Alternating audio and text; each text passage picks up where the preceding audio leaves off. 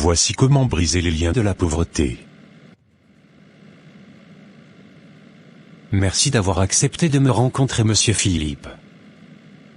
Vous savez que c'est un gros risque que je prends en acceptant de vous voir en dehors du bureau. Je pourrais être condamné à cause de ça, car tous les dossiers sont confidentiels. Oui, je sais, ne vous inquiétez pas, je vous récompenserai au-delà de vos espérances. Ok, quelles sont les informations que vous voulez avoir? Je voudrais pouvoir gagner tous les lots de ce marché. Si vous pouvez me donner les budgets exacts prévus pour chaque lot, ça m'aiderait beaucoup.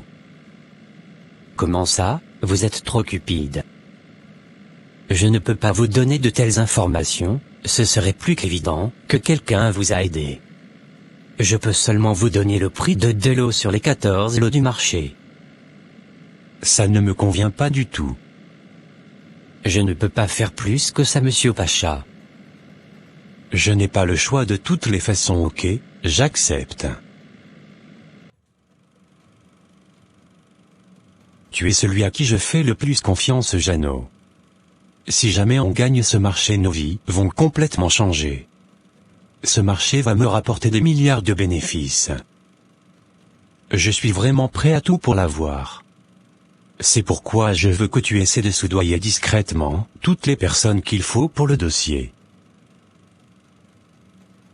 D'accord, monsieur. Mais la personne qui m'aide d'habitude m'a dit que cette fois-ci il ne pourra pas me donner les informations que je veux. J'ai tout dit pour essayer de le convaincre, mais il a refusé. Ok, c'est pas grave. J'ai un autre moyen. Salutations, maître. J'ai un problème urgent que je voudrais régler. Je t'écoute. Je veux soumissionner à un marché dont le montant s'élève à plus de 45 milliards. Je voudrais gagner tout l'ensemble du marché, et je suis prêt à tout donner pour cela. Ok, je vais te faire rencontrer le grand maître. Je peux te donner ce que tu veux. Mais toi en échange, que me donneras-tu? Ce que vous voudrez, grand maître. Une main contre une main. Une dent contre une dent. Toi tu seras riche, mais tes enfants et leurs descendants ne le pourront pas. Ils ne réussiront pas dans la vie. Ils auront toujours des problèmes sur le plan financier. Ceci est le contrat entre toi et moi. Ça me va. Je suis d'accord avec ce contrat. Il a dit que mes enfants ne seront pas riches. De toutes les façons, mes enfants vont hériter de mon entreprise et ma fortune, donc ils ne seront pas dans le besoin.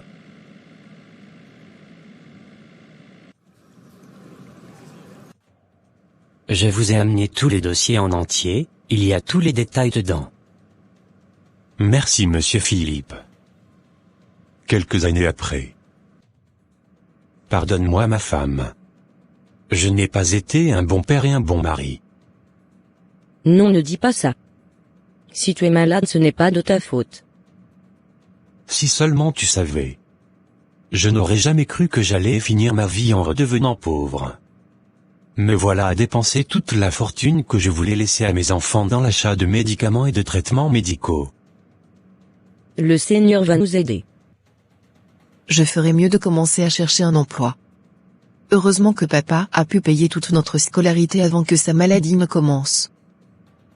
J'ai peur qu'il meure, comment nous allons nous en sortir? Ça va aller, ma sœur. J'ai déjà commencé à chercher un emploi et j'espère bientôt être appelé, vu que j'ai étudié dans les meilleures universités du monde. Maman m'a informé que ça devenait difficile de continuer à payer les frais d'hospitalisation de papa. Il faudra le faire quitter la clinique privée pour un hôpital public. Remettons-nous à Dieu. J'aimerais savoir dans quelles conditions je peux déplacer mon mari de cette clinique pour l'amener ailleurs. Ah madame. Je suis vraiment désolée, j'étais plutôt venue vous annoncer que votre époux est décédé. Oh non, mon Dieu. Comment cela est-il possible? On a donc dépensé toute sa fortune en vain.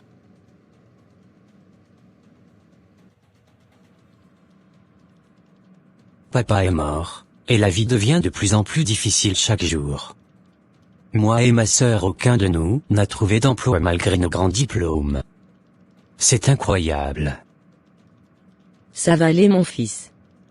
Moi-même je ne comprends pas ce qui se passe, mais chaque jour je prie pour vous. Ça ira. Mademoiselle Victoire, vous avez un très bon parcours. Félicitations. Je suis vraiment impressionné. Merci monsieur.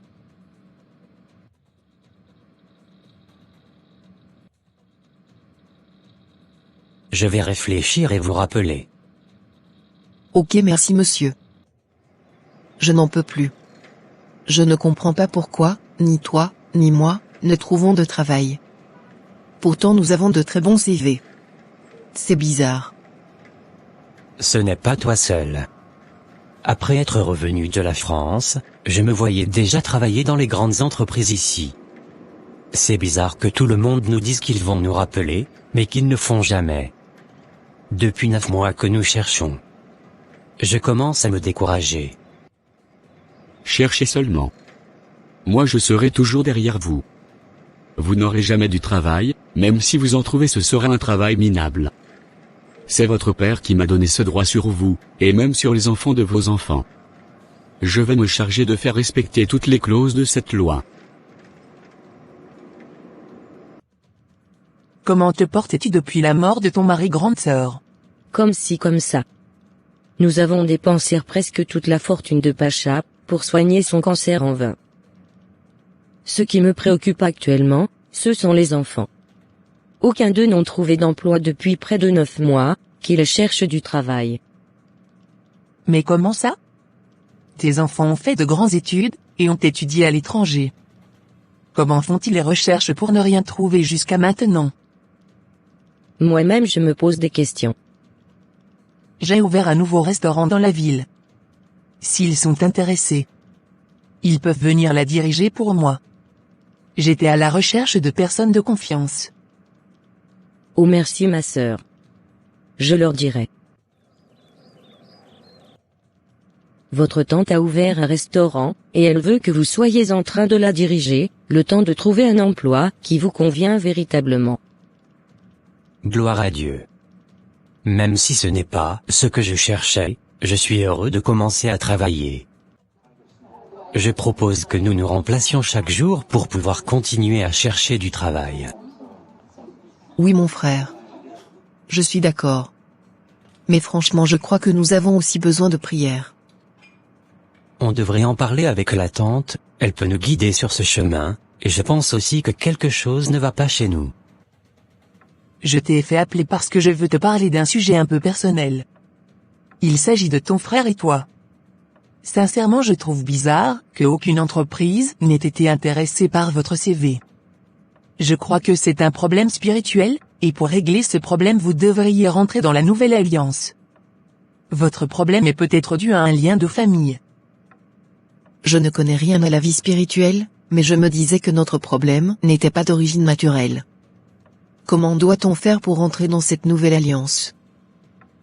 La Bible déclare que à tous ceux qui l'ont reçu, la parole leur a donné le pouvoir de devenir enfants de Dieu, lesquels ne sont nés ni de la volonté de la chair, ni de la volonté du sang. Lorsque tu crois en Jésus, et que tu lui donnes ta vie, tu deviens un enfant de Dieu. Et ceci te fait rentrer dans une alliance avec le Dieu Tout-Puissant. Cet acte te fait quitter le monde des ténèbres, pour la lumière du monde. Tu deviens une nouvelle créature et les choses anciennes sont passées, voici toutes choses deviennent nouvelles, pour toi sur le plan spirituel. Donne ta vie à Jésus, pour sauver ton âme et pour briser les liens de famille. À ma tante, je suis contente que tu m'expliques toutes ces choses, je suis heureuse et aujourd'hui je dis oui au Seigneur Jésus, je confesse Jésus, comme Seigneur et Sauveur personnel. C'est aussi simple que cela. Tu es devenu une nouvelle personne aujourd'hui. Je vais te guider dans mon église pour qu'on puisse te suivre, et que tu grandisses dans la foi. Amen. J'irai en parler également à mon frère. Mais comment cela a pu-t-il se produire? Légalement, je n'ai plus de droit sur eux, mais si elles ne me chassent pas, je n'irai nulle part. Je vais continuer à les poursuivre. 3 ans après.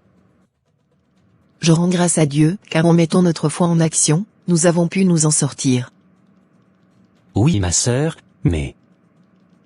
ce n'est pas encore ça. Je vis en gagnant le strict nécessaire, mon entreprise ne se développe pas malgré tous mes efforts. J'ai l'impression d'être toujours bloqué. Je vois de belles opportunités d'affaires qui m'échappent. Il est temps que nous sachions concrètement contre quoi nous devons prier. Je parlais de ma vie financière avec un frère à l'église la dernière fois, justement j'ai un rendez-vous avec lui pour en parler. Ok, tiens-moi informé. Mon frère, rendons gloire à l'Éternel, car c'est lui qui connaît toutes choses, et qui révèle toutes choses à ses bien-aimés. Je t'ai mis en prière après que tu m'aies raconté tes difficultés financières. Et le Seigneur m'a révélé que dans ta famille, il y a un esprit qui vous empêche de prospérer. Je ne sais pas pour quelle raison, mais la bonne nouvelle c'est que tu n'appartiens plus à ton ancienne lignée. Tu es de la lignée de Jésus le roi des rois. Alors tu vas élever ta voix, pour toi et ta sœur, et briser tout pacte ou alliance satanique, qui réclame tes finances selon qu'il est écrit dans 2 Corinthiens 8 verset 9, que Jésus de riche qu'il était s'est fait pauvre, pour que tu sois enrichi. Tu as droit à la prospérité en tant qu'enfant de Dieu. Mais avant que nous ne commencions la prière, j'aimerais t'exhorter sur la question des dîmes et des offrandes. Il est écrit que celui qui sème peu moissonnera peu et celui qui sème abondamment, moissonnera abondamment. Donner la dîme et les offrandes dans une église, c'est en réalité comme si tu plantais des graines dans une terre fertile. Celui qui sème des graines de maïs dans une terre fertile, moissonnera abondamment des tonnes de maïs après quelques mois. C'est ceci le principe de richesse dans le royaume de Dieu.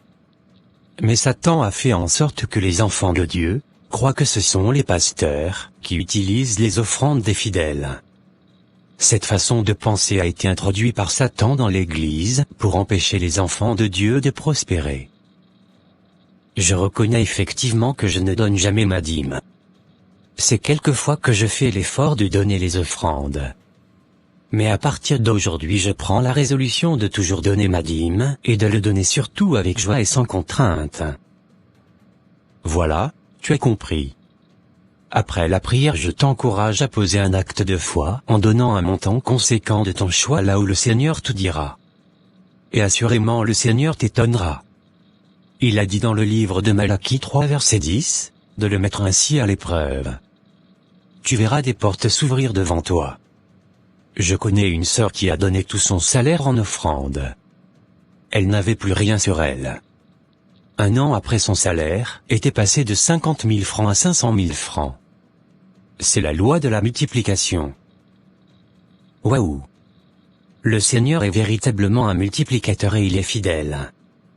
Celui qui ne sème pas, ne peut pas moissonner. C'est ce que font les agriculteurs dans les champs. Aujourd'hui j'ai véritablement compris. Ok, maintenant prions. Par la puissance du nom de Jésus, conformément à l'échange divin qui a eu lieu sur la croix. Selon la parole de l'Éternel, qui déclare que Christ s'est fait pauvre pour que nous soyons enrichis. Je prie maintenant pour mon frère. Père, au nom de Jésus, je brise toute chaîne de pauvreté qui les lie, lui et sa sœur, j'annule tout pacte, toute clause satanique, qui les empêche de prospérer financièrement.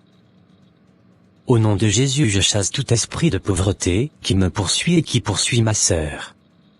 Moi et ma descendance, nous appartenons à l'Éternel. Jésus m'a affranchi. Au nom de Jésus, j'appelle la prospérité sur ma vie et celle de ma sœur. Je brise les liens de pauvreté qui nous empêchent d'avancer. J'invoque le feu du Saint-Esprit, et j'invoque le sang de Jésus pour nous. Je suis touché. Toutes mes chaînes sont brisées. Merde. Je vais donner un montant important pour la construction de la nouvelle église. Le Seigneur bénira assurément ton acte de foi, mon frère. Sois béni. Monsieur Landry. Je suis heureux de vous annoncer que c'est votre entreprise qui a été retenue pour le marché. Vous venez de remporter un très gros marché de plus de 50 milliards. L'Éternel est un Dieu incroyable et fidèle.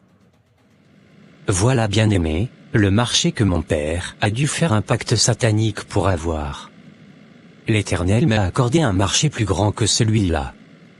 Les liens de famille aussi forts qu'ils soient peuvent être brisés par la foi et la prière. Aussi je vous encourage à donner vos dîmes et vos offrandes, pour avoir accès aux clés de la richesse du royaume, car l'Éternel est un multiplicateur.